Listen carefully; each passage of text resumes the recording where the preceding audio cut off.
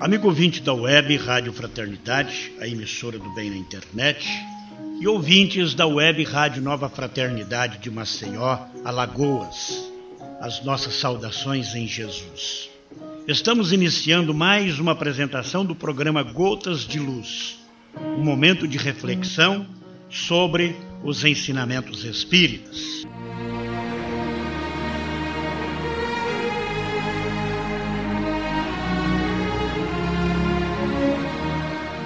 Nosso programa Gotas de Luz está focalizando o tema Transição Planetária, momento de grandes transformações no planeta em que vivemos. De um lado, as conquistas da inteligência e do outro, as calamidades e os grandes sofrimentos morais. De todas as partes, ouve-se o clamor humano. Generaliza-se o mal-estar. A quem culpar, senão a nós mesmos? São chegados os tempos, diz-nos o Evangelho, da Terra se elevar na hierarquia dos mundos, deixando sua condição de planeta de expiações e provas para se transformar num mundo de regeneração. Mas para chegar lá, por que situações teremos de passar? E o Espírito Erasto responde no Evangelho segundo o Espiritismo, capítulo 20, item 4, esta questão. Não escutais já o ruído da tempestade que há de arrebatar o velho mundo e abismar no nada o conjunto das iniquidades terrenas? Que tempestades são essas que vão abalar as estruturas sociais da atual civilização planetária a ponto de arrebatar o velho mundo e abismá-lo no nada, o conjunto das iniquidades terrenas? É exatamente isso que tentaremos esclarecer com a participação de Geraldo Lemos Neto, de Belo Horizonte, que detalhou vários aspectos dessas mudanças em sua palestra na cidade de Uberaba, durante o 2º Fórum da Mediunidade. São chegados os tempos em que as forças do mal serão compelidas a abandonar as suas derradeiras posições de domínio nos ambientes terrestres. E os seus últimos triunfos são bem o penhor de uma reação temerária e infeliz, apressando a realização dos vaticínios sombrios que pesam sobre o seu império perecível. Olhe bem o que Emmanuel está dizendo no Caminho da Luz. Se não é o que nós estamos assistindo, por exemplo, com a aurora, a primavera árabe. Ele diz assim: ditadores, exércitos, hegemonias econômicas. Olha a crise que está agraçando na Europa, nos Estados Unidos, na Ásia.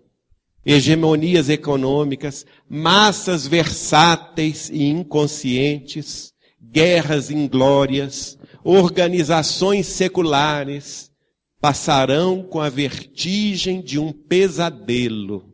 A vitória da força é uma claridade de fogos de artifício. E prossegue ele: toda a realidade é a do Espírito e toda a paz é a do entendimento do reino de Deus e de sua justiça. O cajado do pastor conduzirá o sofrimento na tarefa penosa da escolha, e a dor se incumbirá do trabalho que os homens não aceitaram por amor. Uma tempestade de amarguras varrerá toda a terra. Os filhos da Jerusalém de todos os séculos devem chorar, contemplando essas nuvens, essas chuvas de lágrimas e de sangue que rebentarão das nuvens pesadas de suas consciências enegrecidas. Condenada pelas sentenças irrevogáveis de seus erros sociais e políticos. Olha aí outra previsão de Emmanuel no livro A Caminho da Luz, em 1938, que ele escreveu esse livro. Condenada pelas sentenças irrevogáveis de seus erros sociais e políticos, a superioridade europeia desaparecerá para sempre, como o Império Romano entregando à América o fruto de suas experiências, com vistas à civilização do porvir. Vive-se agora na terra um crepúsculo ao qual sucederá profunda noite. E estamos vivendo esse tempo já. Nunca se viu uma crise tão profunda no seio da Europa como a que agora estamos vivendo. Na Espanha, o desemprego está roçando os 28% da população ativa. Enquanto aqui no Brasil nós convivemos com 5%. Pensem bem, 28% da população ativa da Espanha vive hoje desempregada. O desespero lá está agraçando. Então, é exatamente a crise antecipada por Emmanuel. Sim, diz Emmanuel através do Chico, porque depois da treva surgirá uma nova aurora. Luzes consoladoras envolverão todo o orbe regenerado no batismo do sofrimento. O homem espiritual estará unido ao homem físico para a sua marcha gloriosa no ilimitado. Todos somos dos chamados ao grande labor, e o nosso mais sublime dever é responder aos apelos do escolhido. Então a chance nossa como espíritas é extraordinária, porque nós já podemos compreender o apelo de Jesus dentro das verdades do Consolador. E conclui Emmanuel esse capítulo de A Caminho da Luz. Revendo os quadros da história do mundo, sentimos um frio cortante neste crepúsculo doloroso da civilização ocidental. A noite não tarda, e no bojo de suas sombras compactas, não nos esqueçamos de Jesus, cuja misericórdia infinita, como sempre, será a claridade imortal da alvorada futura, feita de paz, de fraternidade e de redenção. Muita gente interpreta, e eu já vi várias interpretações da internet sobre esse trecho que nós acabamos de ler do livro A Caminho da Luz, de Emmanuel, dizendo o seguinte: mas Emmanuel estava prevendo a Segunda Guerra Mundial, porque ele escreveu isso em 1938, e no ano seguinte começou a Segunda Grande Guerra, e ela ficou por 6 anos arrasando toda a Europa. E eu digo não. Emmanuel não previu somente a Segunda Grande Guerra Mundial. Por quê? Porque no livro Justiça Divina, ele vai tratar do mesmo assunto em outra mensagem. Só que o livro Justiça Divina, editado pela Federação Espírita Brasileira, surgiu na década de 1960. E essa mensagem está datada de 1962, portanto, posterior à Segunda Grande Guerra. E nela, Emmanuel vai dizer: ante os mundos superiores, chama a mensagem do livro Justiça Divina. Não podemos aliar-nos do preço que a terra pagará pela promoção. Sem dúvida, os campos ideológicos da vida internacional entrarão em conflitos encarniçados pelo domínio. As nuvens de ódio que se avolumam na psicosfera do planeta rebentarão em tormentas arrasadoras sobre as comunidades terrestres. Ou seja, o mesmo teor de advertência que ele escreveu em 1938, ele repete em 1962. Significa que ele está falando sobre o futuro. E esse futuro ainda não aconteceu. Contudo, diz ele, as vibrações do sofrimento coletivo funcionarão por radioterapia na esfera da alma, ou das almas, sanando a alienação mental dos povos que sustentam as chagas da miséria em nome da ideia de Deus e daqueles outros que pretendem extirpá-las, banindo a ideia de Deus das próprias cogitações. Engenhos de extermínio desintegrarão os quistos raciais e as cadeias que amordaçam o pensamento, remediando as agonias econômicas da humanidade e dissipando as correntes envenenadas do materialismo, a estender-se por afrodisíaco da irresponsabilidade moral. E conclui Emmanuel, enunciando, porém, semelhantes verdades é forçoso dizer que não somos profetas do belicismo, nem Cassandras do terror. Quer dizer, ele não está querendo nos assustar, não, gente. Ele não está querendo nos apavorar. E eu tampouco, Geraldinho tampouco. Agora, é preciso que nós tenhamos consciência dessas revelações mediúnicas sobre a transição planetária. Porque, do contrário, nós estaremos como alienados mentais, alienados espirituais desse processo. Emmanuel não está querendo ser, como ele aqui diz, profeta do belicismo, profeta da guerra, muito menos Chico Xavier. Também não é Cassandra do terror. Ele não está querendo aterrorizar ninguém. E diz, examinamos simplesmente o quadro escuro que as nações poderosas organizaram e que lhes atormenta hoje os gabinetes de governança, ainda mesmo quando se esforçam por disfarçá-los nos banquetes políticos e nos votos de paz.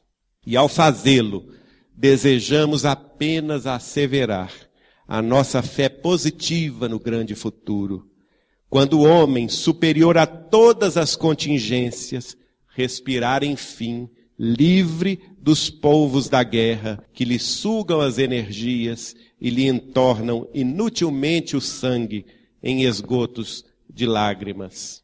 Abrindo as estradas do Espírito para essa era de luz, abracemos a charrua do suor, pela vitória do bem, seja qual seja o nosso setor de ação.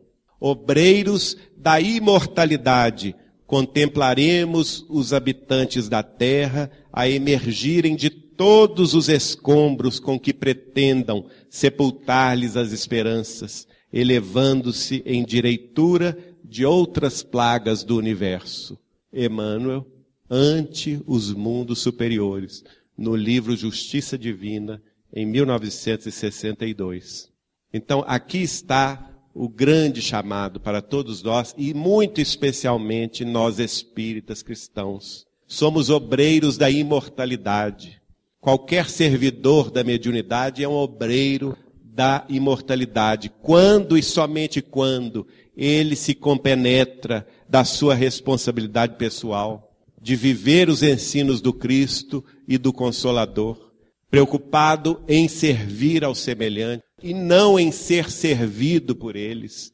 A mediunidade é serviço do Cristo em favor da humanidade toda. E o Espiritismo, conforme nos dizia Chico, é Jesus de novo para o coração do povo. Então temos que ter claro em nossa mente, em nossos corações, não podemos elitizar a doutrina espírita, não podemos criar gabinetes de pessoas eméritas, doutores em doutrina espírita, porque doutrina espírita, na essência, é evangelho redivivo, é mensagem consoladora e esclarecedora de Jesus para o coração do povo sobrecarregado e aflito. Chico deu esse exemplo para nós, durante toda a sua existência, não só como espírita, porque antes disso ele já trabalhava no bem, como católico e como espírita, ele serviu aos semelhantes, preocupado com a dor alheia, preocupado com a fraternidade, a solidariedade, em dar o pouco que ele tinha, que se multiplicou em bênçãos de luz e amor, trabalho e união, para milhares de criaturas. E tanto é que o próprio povo brasileiro o elegeu recentemente, no dia do aniversário de Allan Kardec, 3 de outubro, o maior brasileiro da história. Esse programa, na realidade, é um programa originário da BBC de Londres. A BBC de Londres vendeu esse programa para o mundo inteiro. Então, os britânicos, por exemplo, ao escolherem o maior britânico da história, escolheram Winston Churchill, o grande estadista, o grande primeiro-ministro, que conduziu a Inglaterra e o Reino Unido na Segunda Grande Guerra Mundial. Os franceses, à semelhança dos ingleses, escolheram como o maior francês da história o general Charles de Gaulle, um general da guerra, né, combatente, que livrou a França do domínio nazista. Os portugueses, por mais estranho que nos pareça, Eles também elegeram o maior português da história. E quem eles foram escolher? O ditador Salazar. Escolheram um ditador como o maior português da história. E assim, os italianos, por exemplo, eles também fizeram essa votação. Quem é o maior italiano da história? O italiano é mais sensível, não é? Mais dado à música e às artes. Quem que eles escolheram? Leonardo da Vinci, um grande pintor, um grande escultor, com grande sensibilidade artística. E nós, brasileiros, vamos escolher Francisco Cândido Xavier, o maior brasileiro da história. Isto é comovente. Eu recebi na noite que o Chico ganhou, no dia 3 de outubro, eu recebi uma mensagem de um não espírita, um amigo meu que não é espírita. Olha só a mensagem que ele me deu. Geraldinho, eu tenho orgulho de ser brasileiro. Eu tenho orgulho do povo brasileiro, porque eles escolheram para representante máximo da sua história, um representante do Evangelho de Jesus, Chico Xavier. De fato, este homem extraordinário mudou a paisagem moral do Brasil. E por isso o Espiritismo floresceu aqui com tanta ênfase. Tem dado frutos de amor e trabalho com tanta propriedade.